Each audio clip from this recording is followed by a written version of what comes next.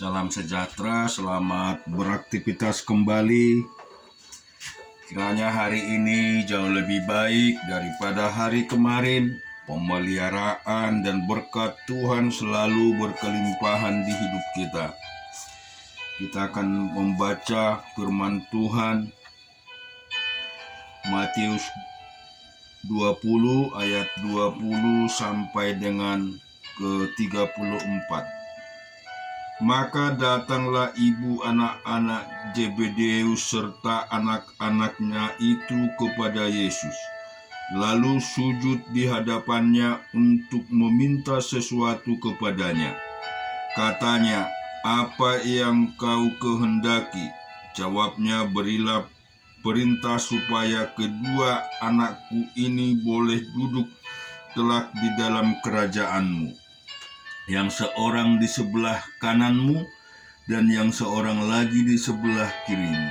Tetapi Yesus menjawab, katanya, "Kamu tidak tahu apa yang kamu minta. Dapatkah kamu minum cawan yang harus kuminum?" Kata mereka kepadanya, "Kami dapat." Yesus berkata kepada mereka, "Cawanku memang akan kamu minum, tetapi hal duduk di sebelah kananku atau di sebelah kiriku, aku tidak berhak memberikannya. Itu akan diberikan kepada orang-orang bagi siapa Bapakku telah menyediakannya." Mendengar itu marahlah ke-10 murid yang lain kepada kedua saudara itu. Tetapi Yesus memanggil mereka lalu berkata, "Kamu tahu bahwa pemerintah-pemerintah bangsa-bangsa memerintah rakyatnya dengan tangan besi, dan pembesar-pembesar menjalankan kuasanya dengan keras atas mereka. Tidaklah demikian di antara kamu. Barang siapa ingin menjadi besar di antara kamu, hendaklah ia menjadi pelayanmu. Dan barang siapa ingin menjadi terkemuka di antara kamu, hendaklah ia menjadi hambamu. Sama seperti Anak Manusia datang bukan untuk dilayani, melainkan untuk melayani dan untuk memberikan nyawanya menjadi tebusan bagi orang banyak." Dan ketika Yesus dan murid-muridnya keluar dari Yeriko, orang banyak berbondong-bondong mengikut dia. Ada 2 orang buta yang duduk di pinggir jalan. Mendengar bahwa Yesus lewat, lalu mereka berseru, "Tuhan,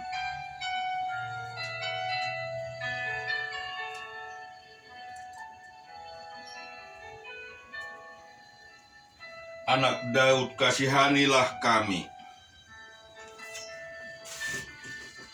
Tetapi orang banyak itu menegur mereka supaya mereka diam. Namun mereka makin keras berseru, katanya, "Tuhan, Anak Daud, kasihanilah kami." Lalu Yesus berseru dan memanggil mereka. Ia berkata, "Apa yang kamu kehendaki supaya aku berbuat bagimu?"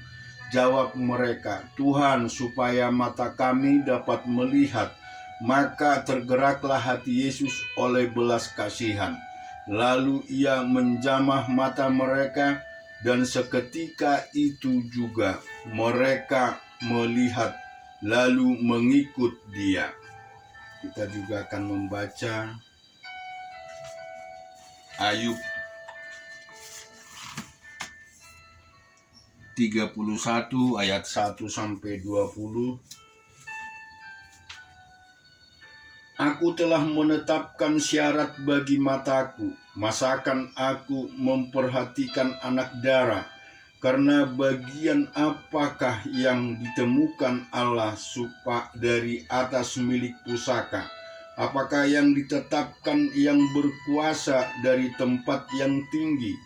Bukankah kebinasaan bagi orang yang curang dan kemalangan bagi orang melakukan kejahatan? Bukankah Allah yang mengamat-amati jalanku dan menghitung segala langkahku. Jikalau aku bergaul dengan dusta, atau kakiku cepat melangkah ke tipu daya, biarlah aku ditimbang di atas neraca yang teliti, maka Allah akan mengetahui bahwa aku tidak bersalah. Jikalau langkahku menyimpang dari jalan, dan hatiku menuruti pandangan mataku, dan noda melekat pada tanganku, maka biarkanlah apa yang kutabur dimakan orang lain, dan biarlah tercabut apa yang tumbuh bagiku.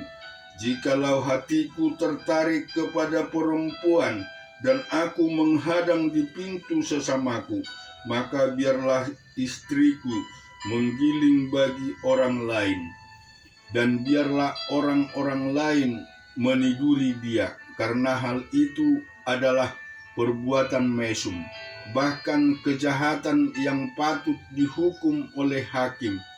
Sesungguhnya itulah api yang memakan habis dan menghanguskan seluruh hasilku.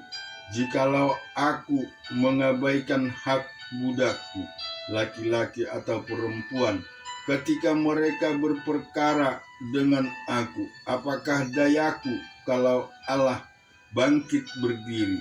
Kalau ia mengadakan penghasutan, apakah jawabku kepadanya? Bukankah ia yang membuat aku dalam kandungan, membuat orang itu juga? Bukankah satu juga yang membentuk kami dalam rahim? Jikalau aku pernah menolak keinginan orang-orang kecil, menyebabkan mata seorang janda menjadi pudar, atau memakan makananku seorang diri, sedang anak yatim tidak turut memakannya. Malah sejak mudanya aku membesarkan dia seperti seorang ayah, dan sejak kandungan ibunya aku membimbing dia. Jikalau aku melihat orang mati karena tidak ada pakaian, atau orang miskin yang tidak mempunyai selimut, dan pinggangnya tidak meminta berkat bagiku, dan tidak dipanaskannya tubuhnya dengan kulit bulu dombaku. Di dalam Hakim-Hakim 21 ayat 1 sampai 12 kita juga akan baca. Orang-orang Israel telah bersumpah di Mispa, demikian seorang pun dari kita takkan memberikan anak perempuan kepada seorang Benyamin menjadi istrinya. Ketika bangsa itu datang ke Betel dan tinggal di situ di hadapan Allah sampai petang, maka mereka pun menyaringkan suaranya, menangis dengan sangat keras, katanya, "Mengapa ya Tuhan Allah Israel terjadi hal yang begini di antara orang Israel, yakni bahwa hari ini suatu suku dari antara orang Israel hilang. Keesok harinya pagi-pagi maka bangsa itu mendirikan mezbah di situ, lalu mempersembahkan korban bakaran dan korban keselamatan. Pada waktu itu berkatalah orang-orang Israel, siapakah dari seluruh suku Israel yang tidak ikut datang dengan jamaah itu untuk menghadap Tuhan? Sebab mereka telah bersumpah dengan sungguh-sungguh mengenai orang yang tidak datang menghadap Tuhan di Mispa. Demikian pastilah ia dihukum mati." Orang-orang Israel merasa kasihan terhadap suku Benyamin, saudaranya itu. Maka kata mereka, "Hari ini ada satu suku terputus dari Israel. Apakah yang dapat kita lakukan kepada orang-orang yang tinggal itu dalam hal mencarikan istri?